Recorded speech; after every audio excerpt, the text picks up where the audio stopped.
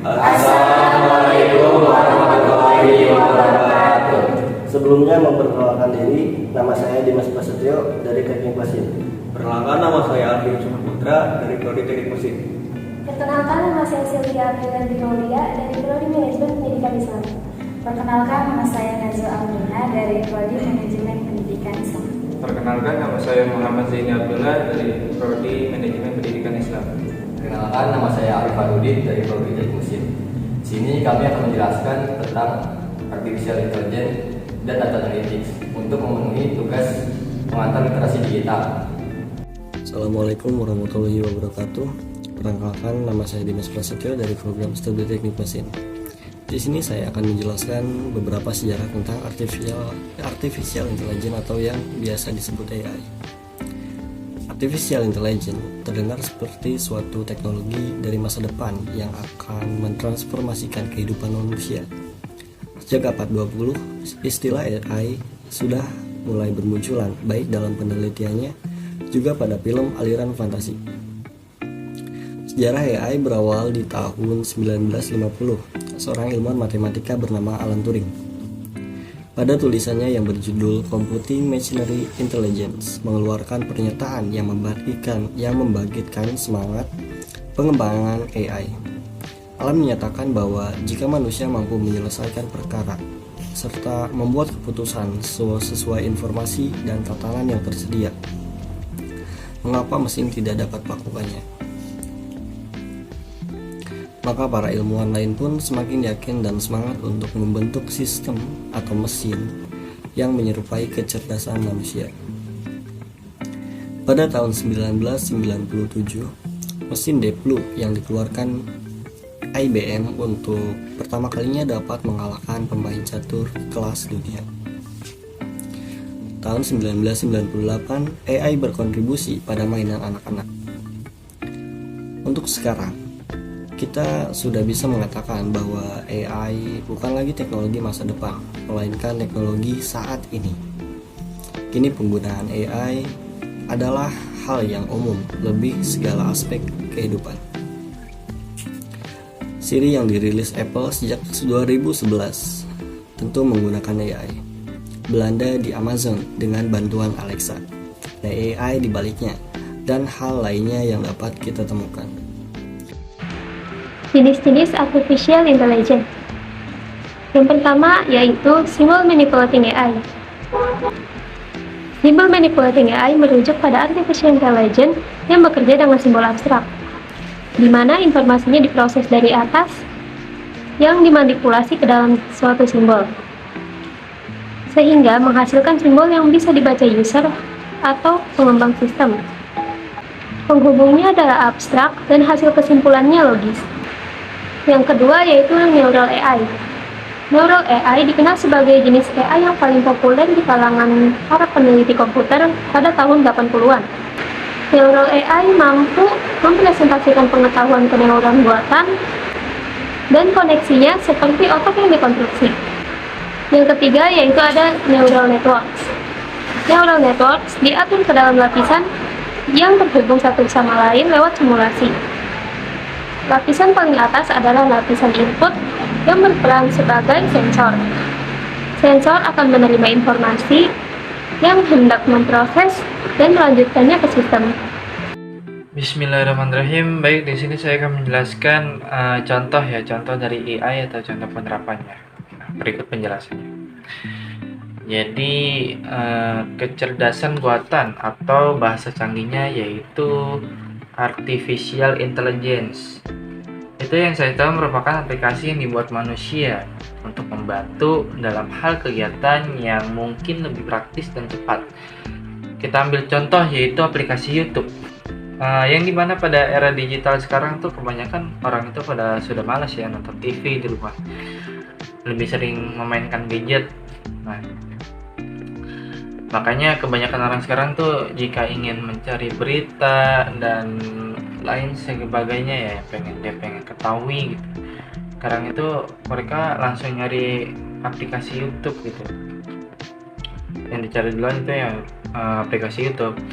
Karena aplikasi YouTube itu merupakan salah satu contoh buatan manusia, yang mana aplikasi itu sangat-sangat untung ya bagi si pengguna maupun si pembuat.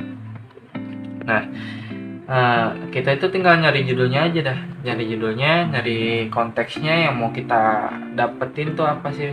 Misalkan kita mau nonton Boboiboy. Nah, kalau kita mau nonton Boboiboy kan pasti tinggal diketik aja Boboiboy, itu banyak tuh Boboiboy, Topan, Angin, segala macam.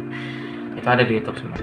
Terus itu otomatis langsung muncul gitu di berandanya. Sehebat itulah aplikasi ini buat manusia tuh. Makanya semudah itu kan. Nah, kita mencari apa yang kita pengen lihat gitu, atau kita pengen belajar atau kerja, mendengarkan musik, mendengarkan kajian, dan masih banyak lagi tuh ada aja semua di YouTube. Nah, tetapi dari YouTube sendiri itu ada positifnya dan ada negatifnya. Nah, beberapa positifnya yang saya ketahui mungkin yang pertama itu kita bisa mencari pemberitahuan dengan mudah. Nah, contohnya kayak tadi, kalau kita mau nyari sesuatu tinggal modal gadget, terus kotak, aplikasi YouTube-nya kita klik, terus kita cari di pencarian, kita menonton apa tuh, nonton masak-masak, pasti ada semua masak apa, masak ini, masak itu, masak itu. Itu ada semua itu. Terus yang kedua, kita bisa menggunakan di mana saja dan kapan saja. Contohnya, kita kan sering bawa HP, bawa tablet, bawa laptop ya, atau semacamnya lah, banyak ya gadget-gadget yang lain gitu. Nggak mungkin kan kita bawa TV gitu ya, bisa menonton apa aja gitu. Nah, makanya kebanyakan orang kan sering main gadget. Nah, itu yang dibilang di mana saja dan kapan saja itu seperti itu. Terus yang ketiga, kita itu bisa mencari uang dari AdSense jika kita itu membuat video unik atau video pemberitahuan, video tutorial atau semacamnya. Contohnya kita membuat video tutorial tentang masak-masak. Kebanyakan ibu-ibu kan kayak nggak tahu nih mau masak ini gimana sih resepnya gitu, pasti yang dicari duluan tutorialnya gitu, tutorial di YouTube ya, masak ini, terusnya masak jengkol, misalnya jengkol sambal ya enak banget ya, gimana sih cara masaknya gitu, pasti ada tutorialnya di YouTube. Nah, itu bagi yang membuat konten masak-masaknya itu kemungkinan mereka mendapatkan subscribe yang lebih banyak, like yang lebih banyak, dan mendapatkan tawaran iklan yang mungkin bisa jadi duit.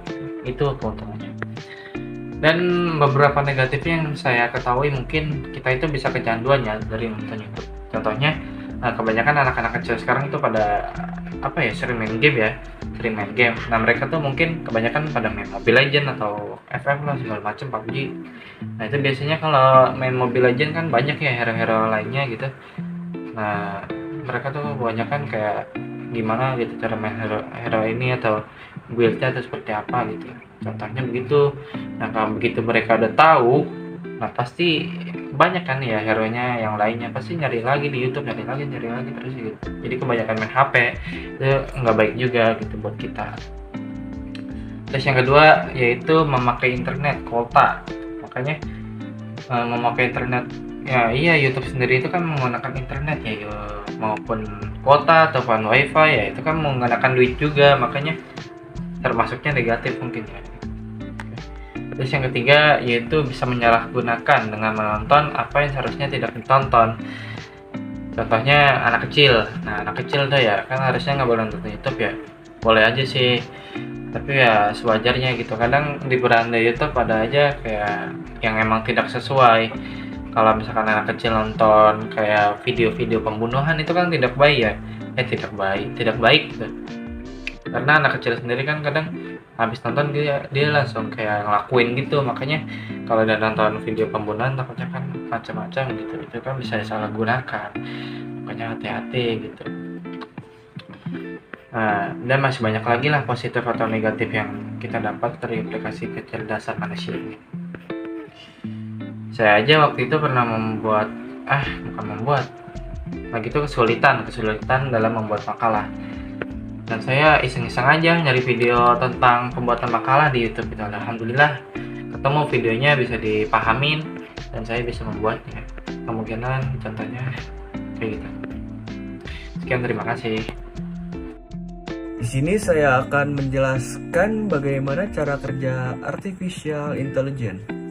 Cara kerja artificial intelligence, sistem AL mampu beroperasi dengan menggabungkan data set besar Data tersebut kemudian diolah dengan algoritma tertentu untuk menemukan suatu pola pada data.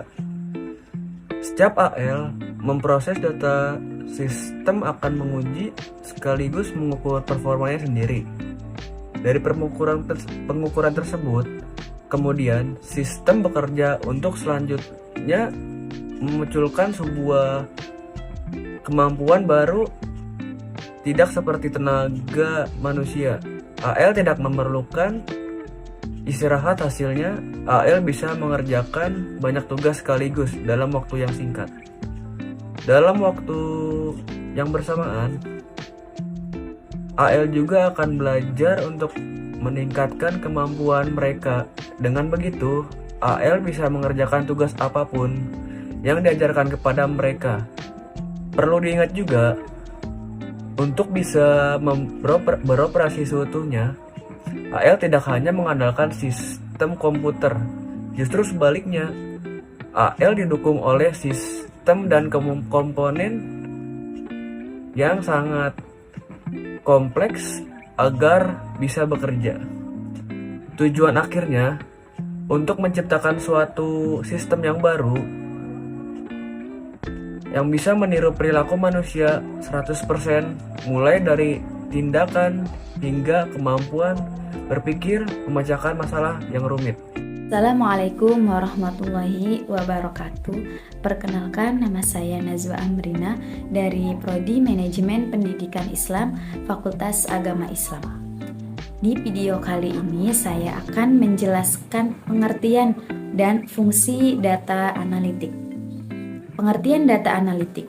Data analitik merupakan proses inspeksi serangkaian data yang berguna untuk mendapatkan kesimpulan dari sebuah informasi yang ada dan meningkatkan sistem pada software, atau bisa juga diartikan sebagai proses sederhana bisnis analisis yang mencakup berbagai alat, teknologi, dan proses yang digunakan untuk menemukan tren dan memecahkan masalah yang menggunakan data.